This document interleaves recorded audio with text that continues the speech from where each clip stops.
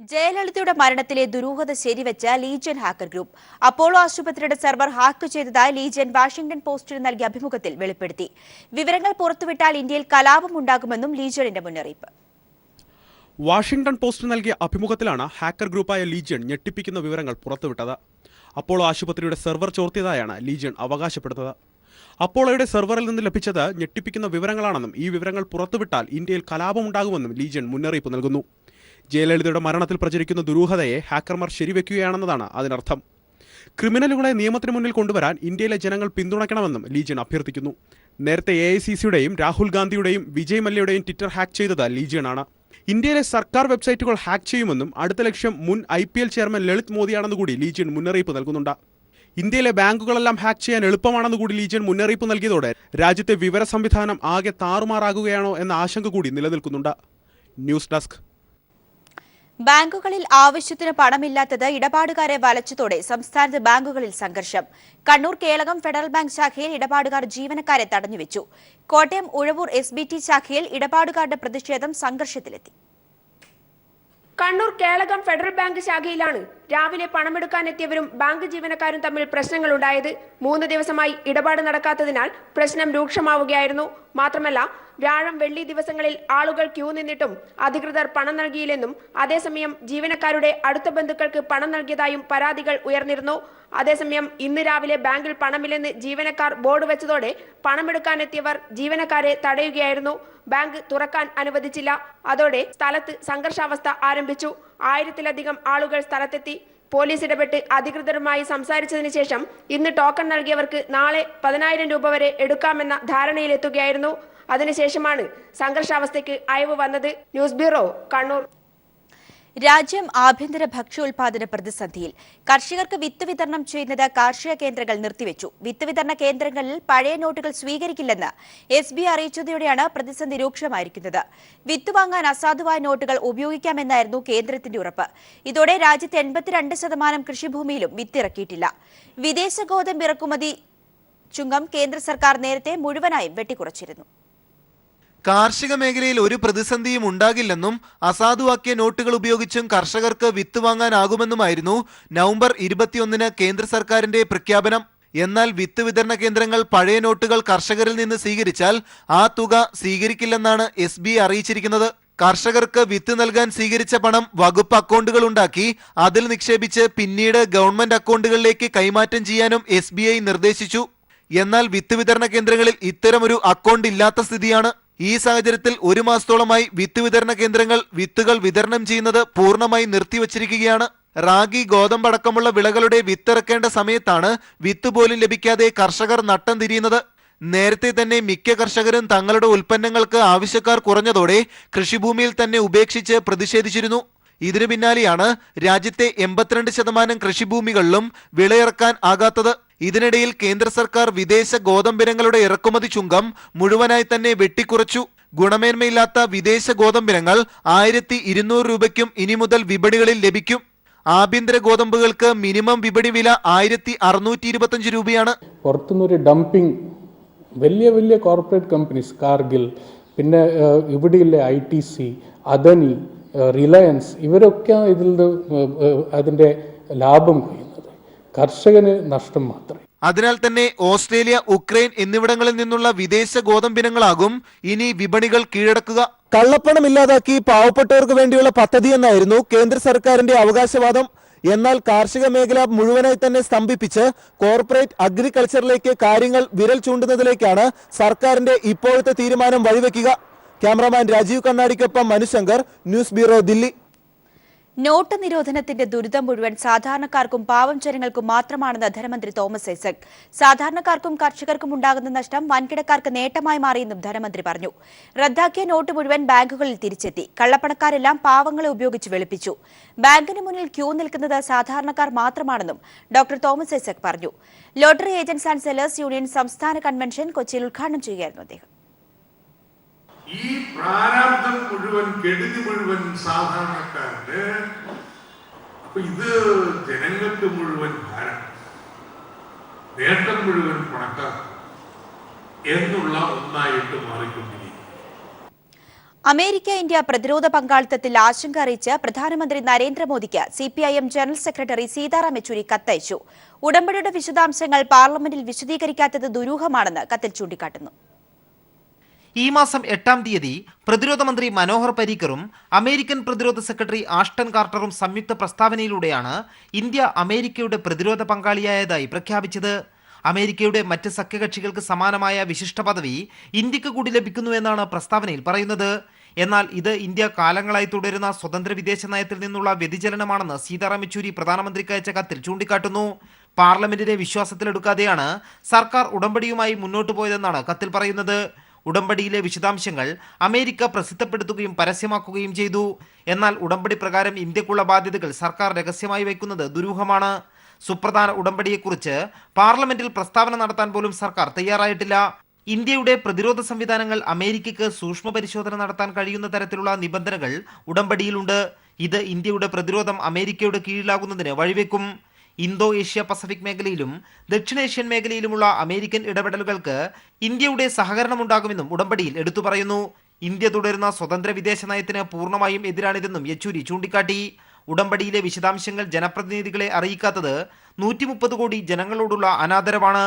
അതിനാൽ വിശദാംശങ്ങൾ ഉടൻ പാർലമെന്റിനെ അറിയിക്കണമെന്നും ഇന്ത്യയുടെ പരമാധികാരം അമേരിക്കയ്ക്ക് അടിയറ വയ്ക്കരുതെന്നുമാണ് കത്തിലെ ആവശ്യം. News bureau, Delhi. കേന്ദ്ര ആഭ്യന്തര സഹമന്ത്രി കിരൺ റിജിജുവിനെതിരെ 450 കോടിയുടെ അഴിമതി ആരോപണം. സ്വന്തം സംസ്ഥാനമായ അരുണാചൽ പ്രദേശിൽ അണക്കെട്ട് നിർമ്മിക്കുന്നതുമായി ബന്ധപ്പെട്ടാണ് കിരൺ റിജിജുവിനെതിരെ ആരോപണം ഉയർന്നിരിക്കുന്നത്. ശബ്ദരേഖകൾ സഹിതം ഒരു ദേശീയ ദിനപത്രം പുറത്തുവിട്ട വാർത്ത അടിസ്ഥാനമാക്കിയാണ് കോൺഗ്രസ് അടക്കമുള്ള പ്രതിപക്ഷ കക്ഷികൾ അഴിമതി ആരോപണം ഉന്നയിച്ചിരിക്കുന്നത്. മന്ത്രി രാജിവെക്കണമെന്ന് പ്രതിപക്ഷം ആവശ്യപ്പെട്ടു. കേന്ദ്ര ആഭ്യന്തര സഹമന്ത്രി കിരൺ റിജിജു, സഹോദരനും കോൺട്രാക്ടറുമായ ഗോബോയ് റിജിജു, വടക്ക് കിഴക്കൻ പവർ കോർപ്പറേഷൻ ഉന്നതർ എന്നിവർ സംയുക്തമായി ആസൂത്രണം നടത്തിയ അഴിമതിയുടെ രേഖകളാണ് പുറത്തുവരുന്നത്. അരുണാചൽ പ്രദേശിന്റെ വൈദ്യുതി പ്രതിസന്ധി പരിഹരിക്കാൻ പശ്ചിമ കബോഗ് ജില്ലയിൽ അണക്കെട്ട് നിർമ്മിക്കാൻ നേരത്തെ നിശ്ചയിച്ചിരുന്നു. 600 മെഗാവാട്ട് ശേഷി പ്രതീക്ഷിക്കുന്ന അരുണാചലിലെ ഏറ്റവും വലിയ അണക്കെട്ട് പദ്ധതിയുടെ കോൺട്രാക്ടറായ ഗോബോയ് റിജിജുവിനു വേണ്ടി സഹോദരനും മന്ത്രിയുമായ കിരൺ റിജിജു വഴിവിട്ടിടപെട്ടുവെന്നാണ് രേഖകൾ വ്യക്തമാക്കുന്നത്. പദ്ധതിയുടെ ഭാഗമായി സർക്കാർ ഫണ്ടിൽ നിന്നും 450 കോടി രൂപ തട്ടിയെടുക്കാൻ ശ്രമം നടന്നു. സഹോദരന് ഫണ്ട് നൽകണമെന്നാവശ്യപ്പെട്ട് കിരൺ റിജിജു ഊർജ്ജ മന്ത്രാലയത്തിന് പലതവണ കത്തെഴുതി. വടക്ക് കിഴക്കൻ പവർ കോർപ്പറേഷന്റെ ചീഫ് വിജിലൻസ് ഓഫീസറായ സതീഷ് വർമ്മ നടത്തിയ അന്വേഷണത്തിലാണ് അഴിമതി കണ്ടെത്തിയത്.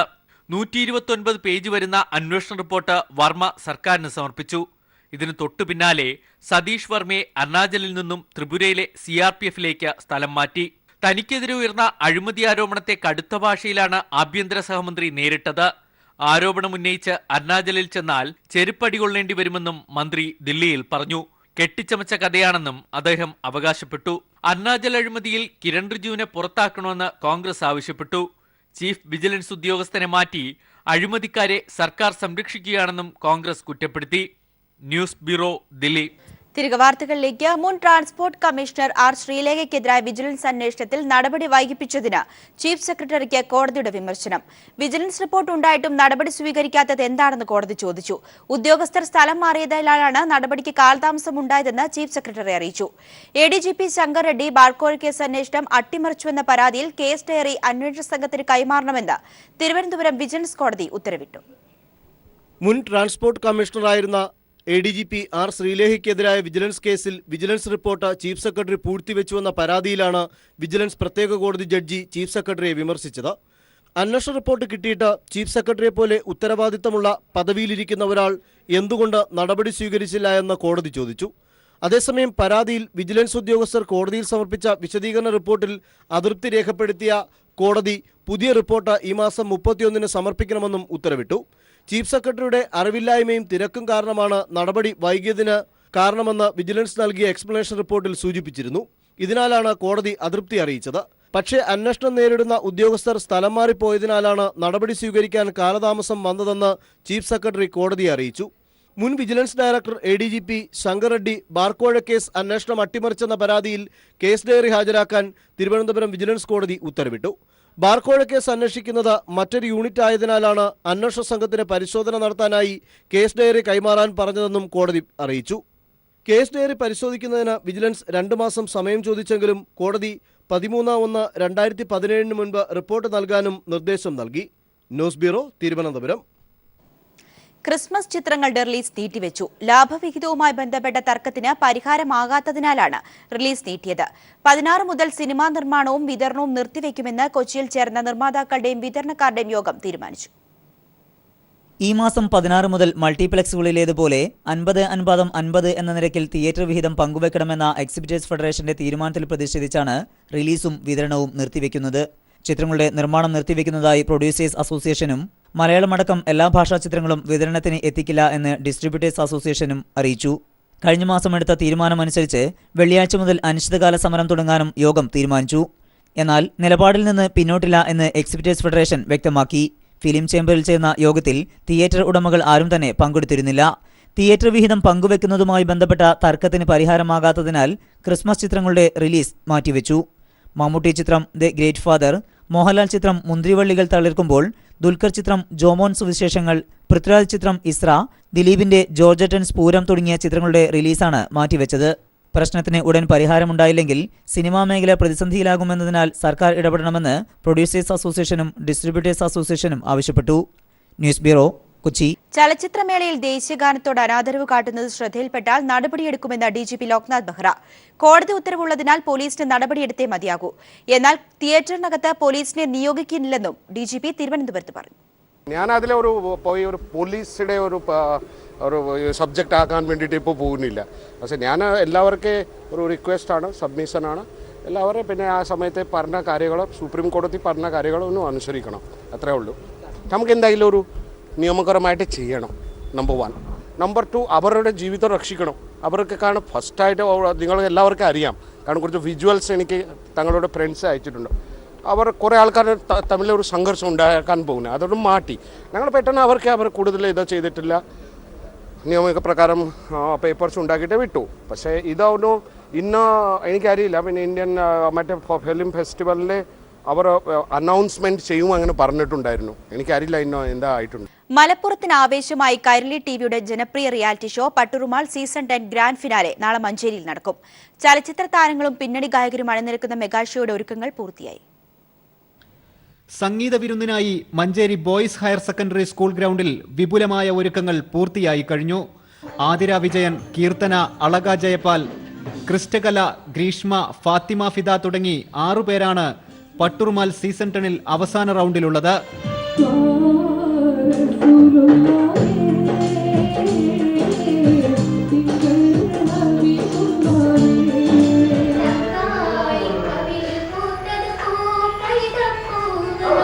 ചലച്ചിത്ര താരം മുക്തയും സംഘവും അവതരിപ്പിക്കുന്ന നൃത്തമാണ് ഷോയുടെ പ്രധാന ആകർഷണം. പിന്നണി ഗായകരും മാപ്പിളപ്പാട്ട് രംഗത്തെ പ്രഗത്ഭരും ഒപ്പം വേദിയിലെത്തും. ആവേശം പകരാൻ രതീഷ് വേഗ, നജീം അർഷാദ്, OU ബഷീർ, സജല സലീം തുടങ്ങി താരനിര തന്നെ ഒരുങ്ങിക്കഴിഞ്ഞു. ഒപ്പം കുട്ടിപ്പട്ടുറുമാലിലെ കുരുന്നു പ്രതിഭകളും അരങ്ങിന് ആവേശം പകരും.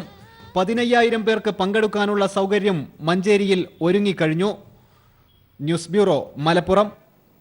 പ്രമുഖ സ്പോർട്സ് ഫിറ്റ്നസ് ഹൈപ്പർ മാർക്കറ്റായ കോസ്മോ സ്പോർട്സ് കേരളത്തിൽ ആദ്യമായി മെഗാ സ്പോർട്സ് എക്സ്പോ സംഘടിപ്പിക്കുന്നു. ഡിസംബർ 15 മുതൽ ജനുവരി 25 വരെ കോസ്മോ സ്പോർട്സിന്റെ കോഴിക്കോട്, കൊച്ചി, തൃശൂർ, തിരുവനന്തപുരം, മഞ്ചേരി ശാഖകളിൽ ട്രൈഔട്ട് എന്ന പേരിലാണ് എക്സ്പോ നടത്തുന്നത്. വിവിധ ബ്രാൻഡുകളുടെ സ്പോർട്സ് ഫിറ്റ്നസ് ഉപകരണങ്ങളുടെ വൈവിധ്യമാർന്ന ശേഖരം എക്സ്പോയോടനുബന്ധിച്ച് ഉപഭോക്താക്കൾക്കായി ഒരുക്കും. ശബരിമല അയ്യപ്പന് മുന്നിൽ ദിവസവും സോപാന സംഗീതം ഇടയ്ക്ക് കൊട്ടി പാടാൻ ഭാഗ്യം കിട്ടിയതിന്റെ സന്തോഷത്തിലാണ് വിജയൻ മാരാർ. നേരത്തെ സഹോദരൻ രാമചന്ദ്രൻ മാരാരായിരുന്നു സന്നിധാനത്ത് സോപാന സംഗീതം പാടിയിരുന്നത്. ഉച്ചപൂജയ്ക്കും ദീപാരാധനയ്ക്കും അത്താഴപൂജയ്ക്കുമാണ് അയ്യപ്പനു മുമ്പിൽ ഇടയ്ക്ക് കൊട്ടി സോപാന സംഗീതം പാടുക.